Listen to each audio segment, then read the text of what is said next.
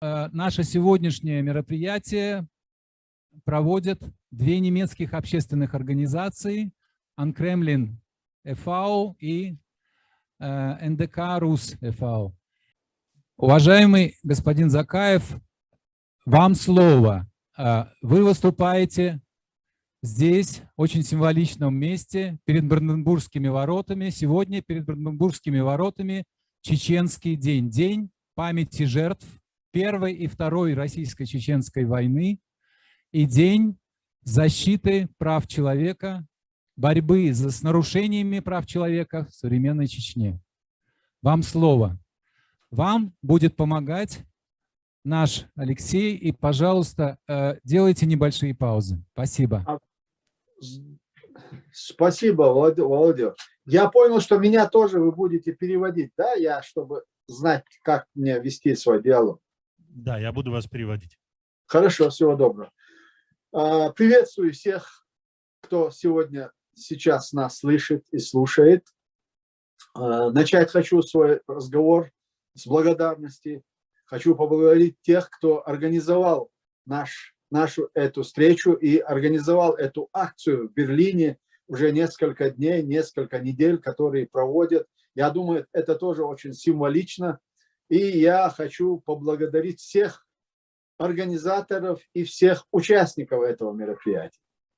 Я очень надеюсь, что это мероприятие и все, что сегодня люди доброй воли пытаются сделать для того, чтобы изменить ситуацию или немного хотя бы облегчить участь тех, кто сегодня борется за свою жизнь в России, в российских концентрационных лагерях. В частности, я в данном случае имею в виду десятки тысяч чеченцев, которые томятся в этих лагерях. И в частности, сейчас имею в виду и Алексея Навального, которого заточили и очень, в общем-то, демонстративно на весь мир убивают человека.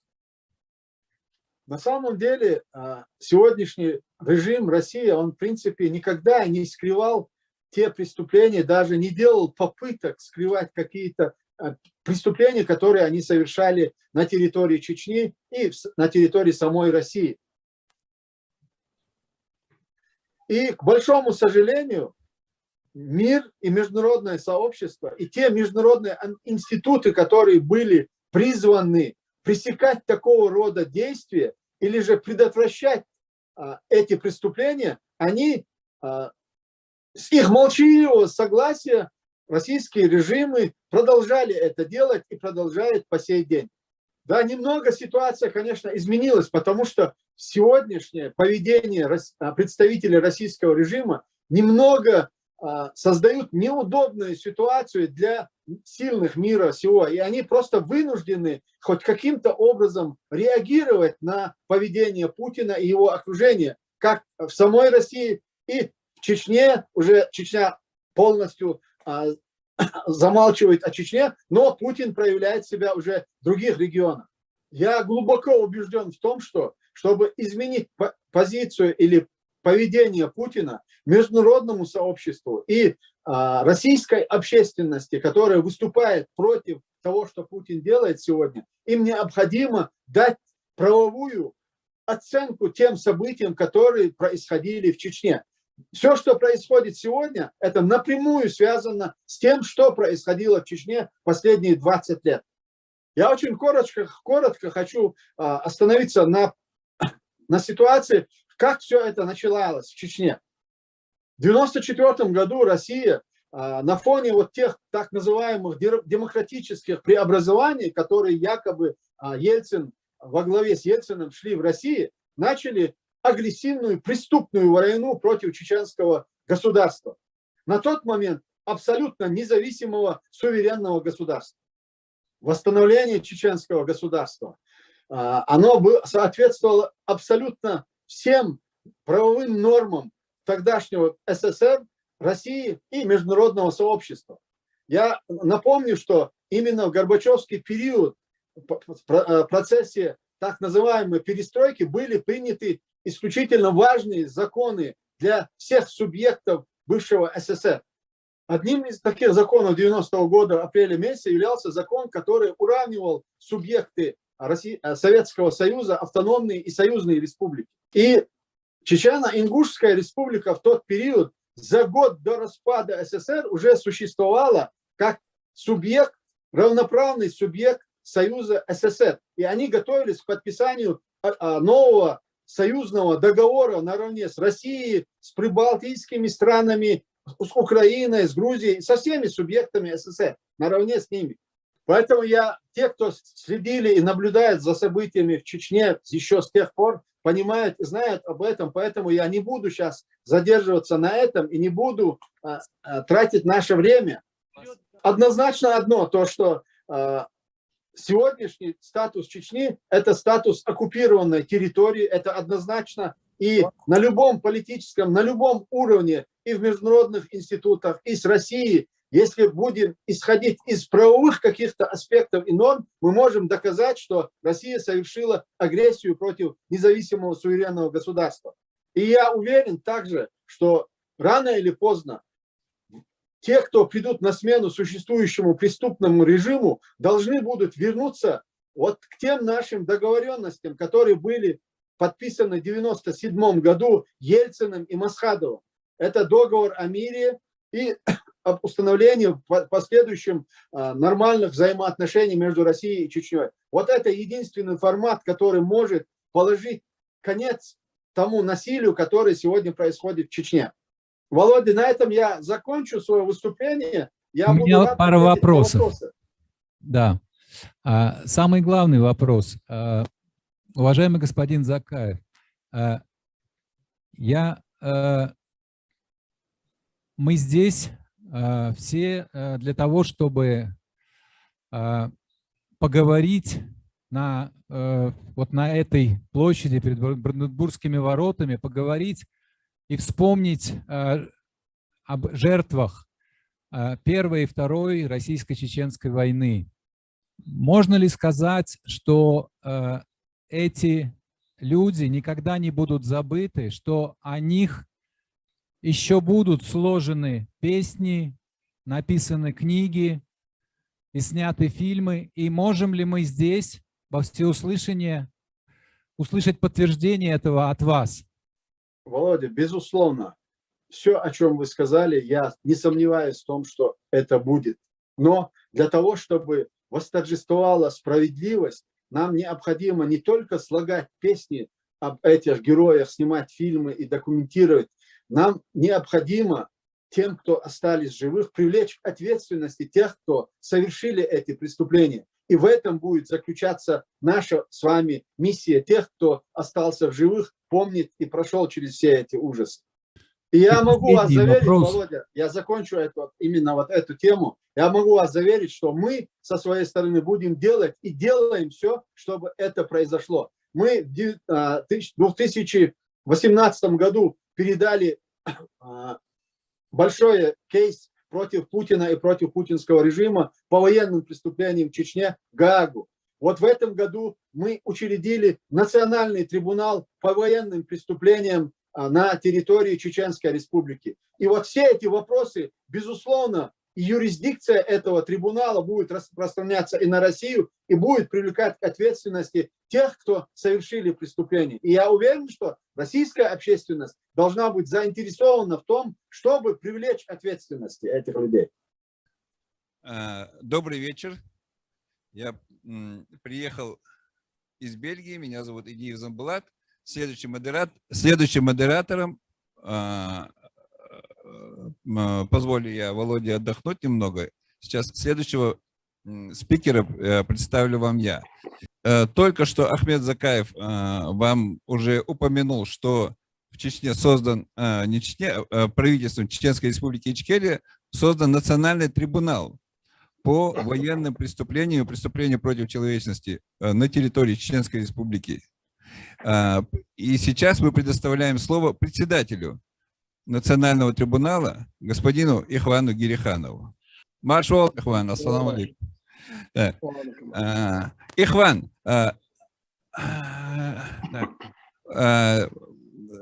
можешь ты пояснить сейчас, почему появилась такая необходимость создания национального трибунала. Насколько мы знаем, еще в Первую войну, в 95 году, в начале 96-го, была эта идея, было решение о создании этого трибунала, но по какой-то причине это реализовано не было. Кроме того, 3 года назад чеченская сторона в Гаагу предоставила документы на Международный уголовный суд. Ну, как они рассматривают, это рассматривают они очень долго, это мы все прекрасно знаем. Поэтому появилось... Я понял, Джамбулат Баркал. Я являюсь одним из авторов Конституции Чеченской Республики Ичкерия, доктор права и экс-председатель Конституционного суда Чеченской Республики Ичкерия. Вопрос заданный очень своевременный, правда, с опозданием чуть-чуть. Я просто скажу историю появления вопроса об ответственности. В ходе российско-чеченской войны, первой, как мы называем, был создан такой трибунал, правда, общественный, международный трибунал по преступлениям против человечности и военным преступлениям, где членами трибунала были действующие и бывшие депутаты Государственной Думы Российской Федерации во главе с Галиной Старовойтовой. Мы провели расследование с выездными сессиями и в Праге, и в Варшаве, и собрали огромный материал доказательств о военных преступлениях и преступлениях против человечности российскими вооруженными силами. Было подготовлено обвинительное заключение, и мы готовились передать военный трибунал в Гаагу, но начавшиеся переговоры и подписан договор о мире как-то морально нас остановил, и мы не стали продолжать этот диалог, ибо любой мир дороже, чем даже маленькая война. Мы уже издали в 5 книгах эти доказательства, и оно является неотъемлемым, как говорится, предметом для будущего рассмотрения Национальным трибуналом Чеченской Республики Ичкерия. В то же время, когда мы рассматривали дела, независимо от нас, наш первый президент Джохар Дудаев также намеревался создать национальный трибунал, но война и последующие, как бы, действия в то время не позволили. Сегодняшнее возникновение или учреждение национального трибунала правительством за рубежом – это логическое, как говорится, действие предыдущих стараний создать такой институт. Мы знаем, что любое преступление наказуемо. А в данном случае эти преступления не имеют срока давности. Я могу заверить участников, и не только сегодня, что Национальный трибунал по военным преступлениям начнет свою работу в ближайшее время. Он будет иметь штаб-квартиру в одной из государств Европы, и наши действия будут согласованы с внутригосударственным правом Чеченской Республики Ичкерия и основными принципами и нормами международного права. Мы для участников намерены не только рассмотреть материалы и доказательства последних 2 войн, мы намерены рассмотреть в 3 этапа отношения царской России к Чеченской Республике, вернее, к чеченцам в советское время и в российское время. То есть 3 этапа, и мы уже высказывали, что мы будем не только привлекать за военные преступления, но и ставить вопрос о геноциде чеченского народа. Тем более у нас есть прецедент. В 2004 году в здании Европарламента, благодаря выдающемуся человеку, на мой взгляд, и патриоту, и человеку доброй воли, был признан геноцид нашего выселения нашего народа в 1944 году. Поэтому, закругляясь, я могу сказать, что как руководитель данного института Мы намерены начать и довести до конца начатое дело, независимо от чинов и рангов будущих подсудимых и времени исполнения как организаторами, так и исполнителями по геноциду чеченского народа. Спасибо за внимание. Если есть вопросы... Спасибо, Ихван, за выступление и за информацию. Я бы хотел пригласить к разговору известного российского диссидента Александра Скобова.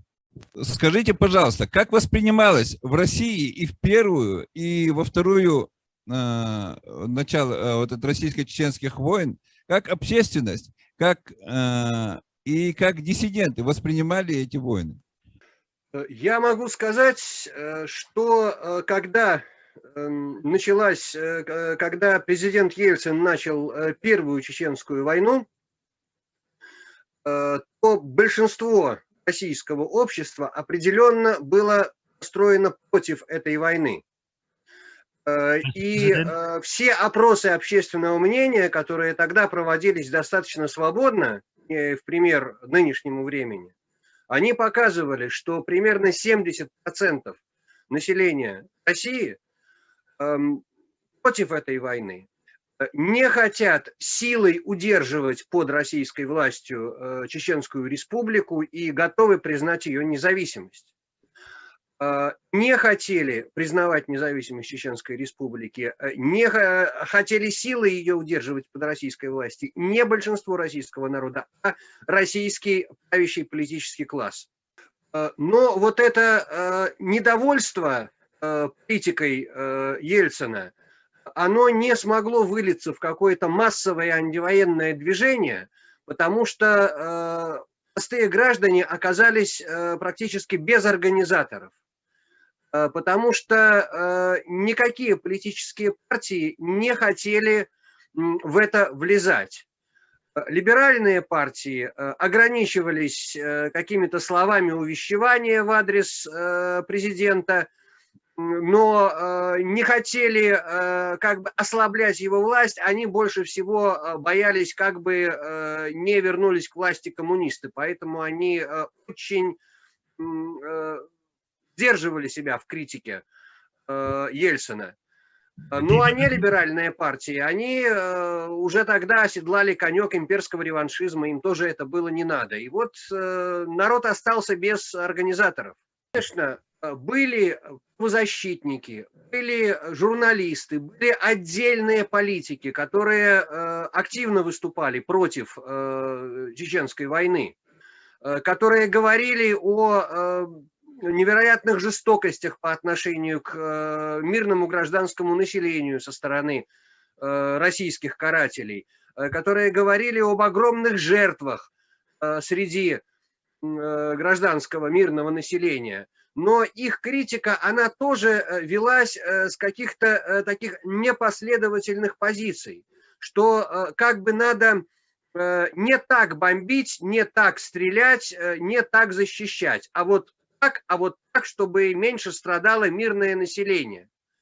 И эти люди не могли понять, что по-другому эта война вестись в принципе не может, потому что это война против чеченского народа.